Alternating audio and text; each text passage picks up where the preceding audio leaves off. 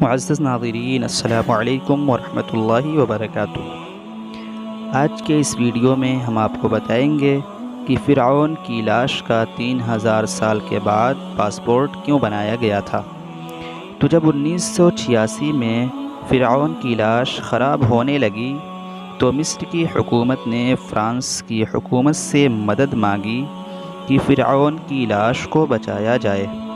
تو اس کے بعد فرعون کو فرانس لے جایا گیا اور اس کے لیے باقاعدہ فرعون کا پاسپورٹ بھی بنایا گیا تھا، کیونکہ اس وقت فرانس کے قانون کے مطابق فرانس میں لاشوں کو انٹر کرنے کے لیے لاشوں کا بھی پاسپورٹ ہونا چاہیے۔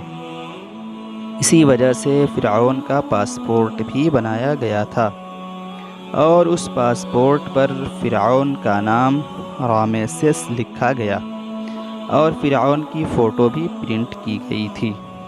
دوستوں، کیا آپ جانتے ہیں کہ فرعون کی موت کیسے ہوئی؟ اگر آپ کو یہ معلوم ہے تو کمنٹ میں ضرور بتائیے۔ شکریہ، جزاک اللہ۔